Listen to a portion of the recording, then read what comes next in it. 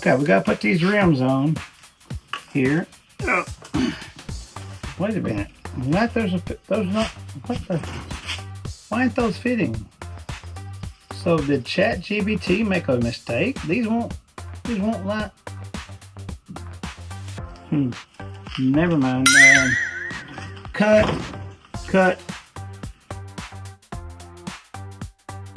So what are these wheels? Well, they are the Koenig flow formed 15 by 7.5 by 100, 4 by 100. So they're flow formed barrel. They're not just for show. They cut about 4 pounds off each corner compared to stock. Now, that's stock rims. I got my old rims out here. We're getting ready to weigh those. And I'll put this on camera. These wheels right here from the manufacturer weigh 11 pounds per wheel. Okay, there's our scale. You can see we're zeroing it out. I'm not touching it. Now I'm going to take this rim. It's 0 there. Not touching it. I'm going to set this rim on there. We'll shine right down through it so we can see the number when it's done. What's that say? 16.8.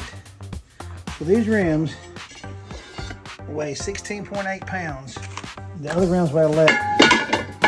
So that's 6 pounds, almost 6 pounds per rim lighter. That is crazy. Do you understand how much 11 pounds per wheel is for a car? It's absolutely almost nothing. I mean, it really is.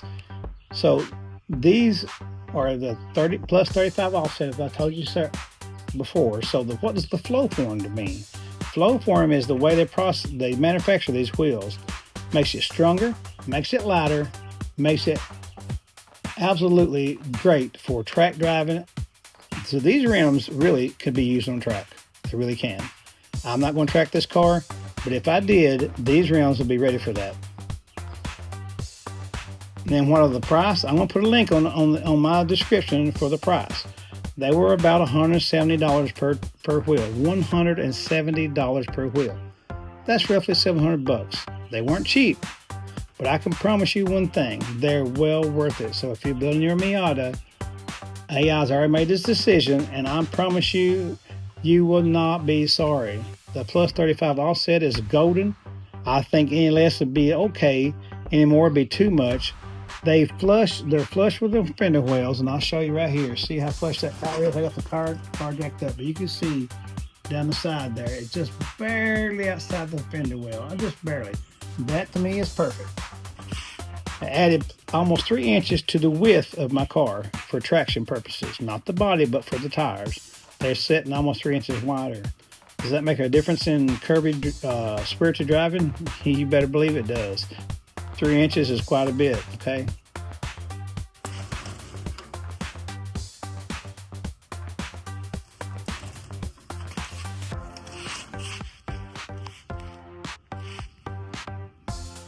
So, how do these wheels actually feel? Well, I'll be showing you some very good driving. This time I got some good film, some good footage. I think you will enjoy it.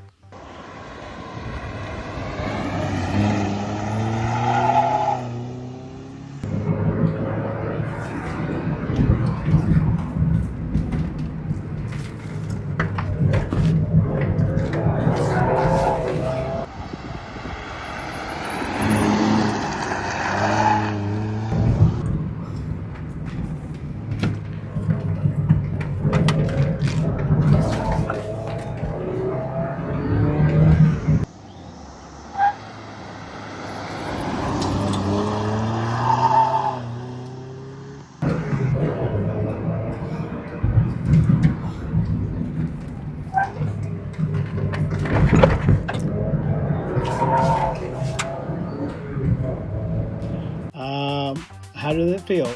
Coupled with these tires, I can tell you how it feels. It feels like it would take a wrecking ball to knock me out of the curves. I'm not exaggerating. I'm not being pretentious. I'm telling you the God's honest truth. The harder I pushed it, the more it stuck. I got the tires, as you'll see on camera. Please watch the whole video because you will not get the full effect if you don't watch the entire video. But as you'll see, you can hear the back tires barely barking as they'll go around a tight turn. This turn I'm going to show you is 95 degrees. It's not 90. It's not. I did it. It's 95 degrees turn. So imagine that. You're coming in at 60 miles an hour. You have to slow down normally to 15, 20 miles an hour. I was running that curve at 35 and 40 miles an hour, and this thing would not. I try my best. I can drift. I've done it before. I cannot get this car to break loose enough to drift. It just has too much grip. I cannot get it to. Now, if you want to drift, you would have to take these wheels and tires, and that's fine, but you'd have to adjust your camber setup, right? You'd have to have a camber set up to get this thing to drift good, because otherwise, these tires and these wheels, they stick too good, the offset's too much, it just grips. You're not going to have anybody, pretty much, unless they're driving another Miata, that can hang with you on any curved road.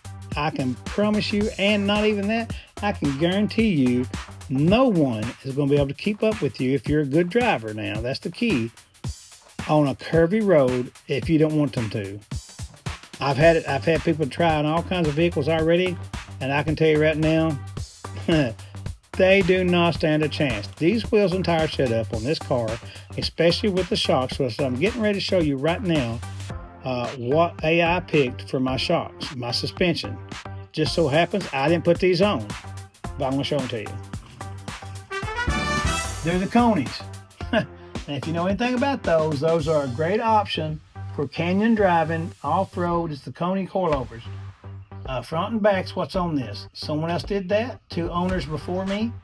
With that suspension, these wheels, these tires. Now remember, that suspension back there, AI did pick it.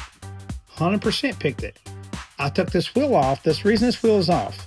Because I try to film ahead of time so I can put my videos together for you. I try to have all the products here. And unfortunately, when I took this wheel off to look at the stock suspension, that's what's on it. That's not a bad thing. That's about $700-800 worth of suspension there. I know it's not racetrack suspension. I understand that. But if for a budget option, those suspension, I can promise you, with this wheel and this tire, you pretty near need a wrecking ball to knock you out of the corners. Otherwise, you better hang on, because you're going to be slamming your head against the window. This thing will not break traction. I've tried and I've tried and I've tried.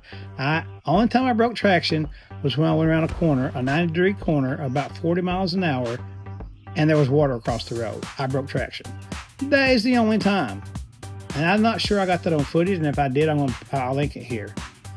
I'm just trying to convey to you, if you're setting your Miata up, so far, the ChatGPT has done 100% excellent job. I'm actually surprised. I want to outdo AI. I do not want AI outdoing me. So far, though, I mean, you can read the Reddit forums. You'll see that those Coney shocks are excellent for spirited driving through canyon roads and things like that.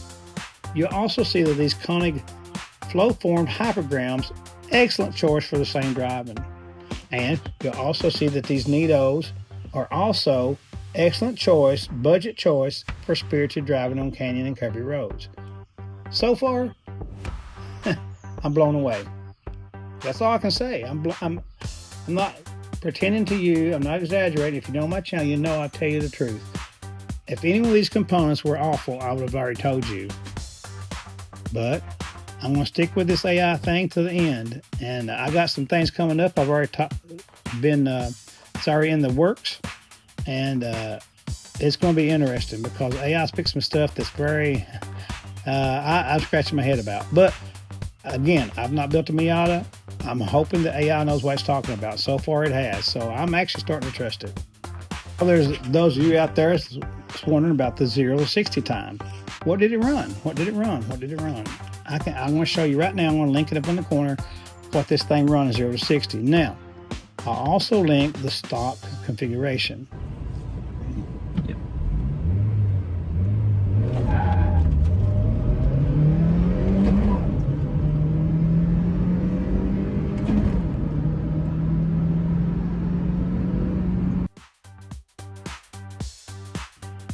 Keep in mind one thing.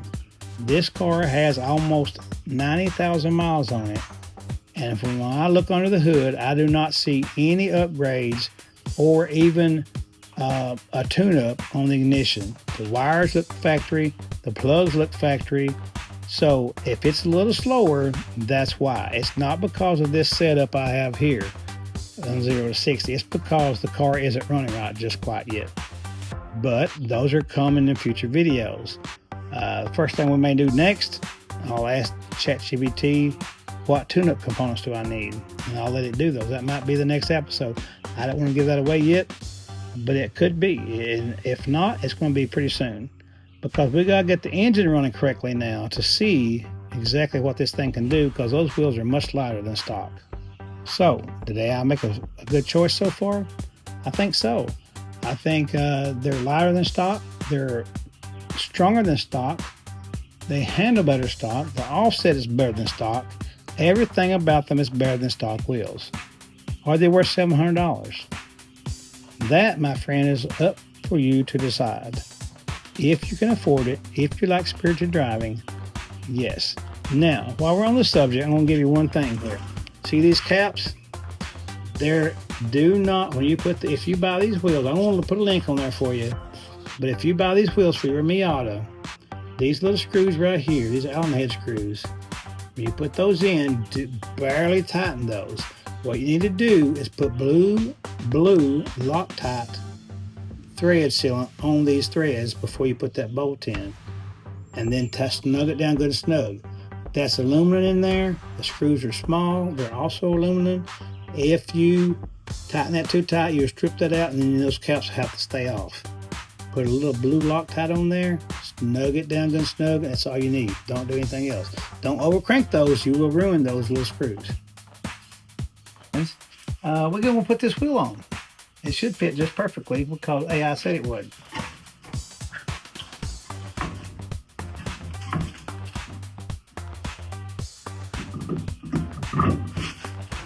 It does fit.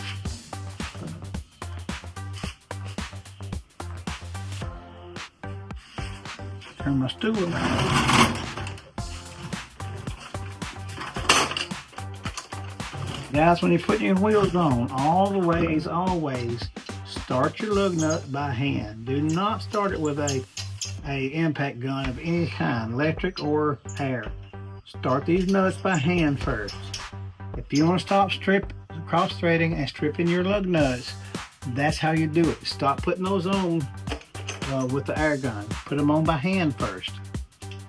You just have to start them a couple turns. Make sure they're straightened up. Shops don't even do this.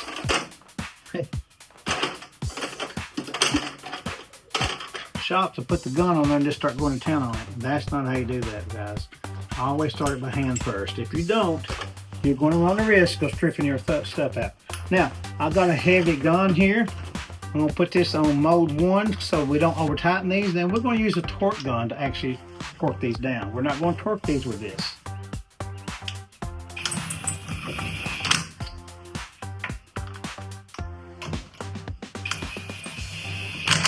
Always use your crosshatch pattern. That helps center the wheel up. Alright, now we're gonna get this gun out over here to finish this up. This torque wrench I have. It's a twin. I like it really well. It's an audible torque wrench. It does an excellent job. Now it's a weird one though.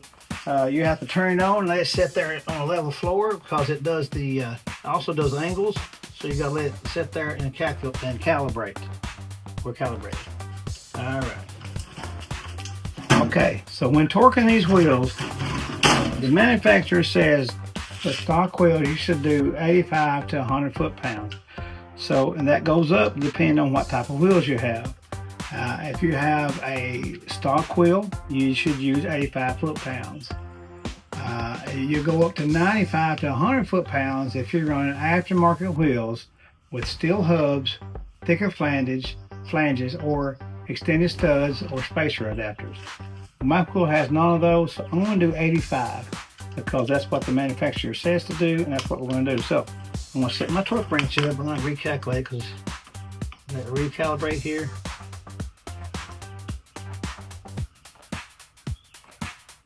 Okay, so now we're going to do 85 foot-pounds. You can see right there.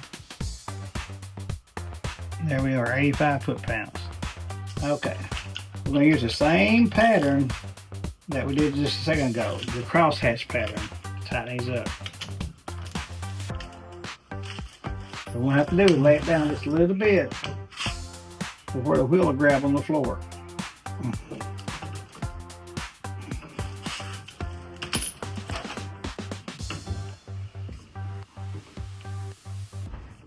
You don't want to put a lot of weight on it because it will offset the centering of the lug nuts, so you don't want to do that. So just put a little weight on it, just enough to hold the tire in place. So here we go. We'll tighten up a little bit, then we'll come back and finish the torque.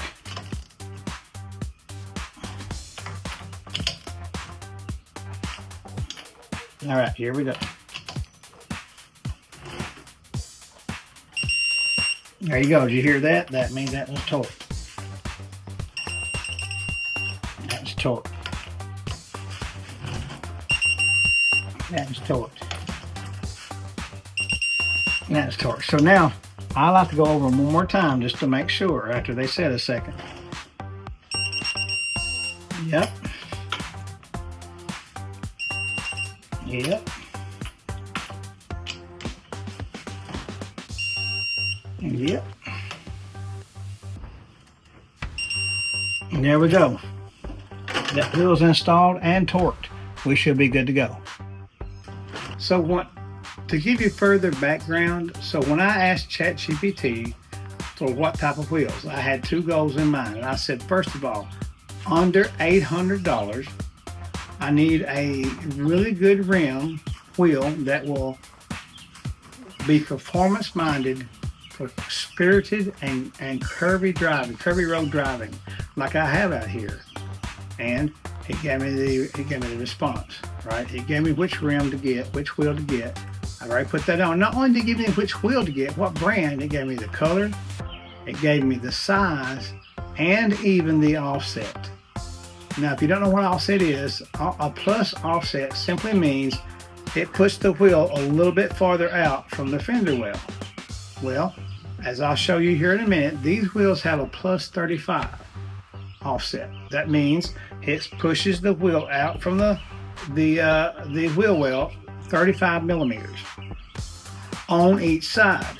So when you add that up, that's nearly, not quite, but nearly 3 inches of width, traction width, not body width, but traction width to the front and the back. So the car now is almost 3 inches wider front and back for traction purposes.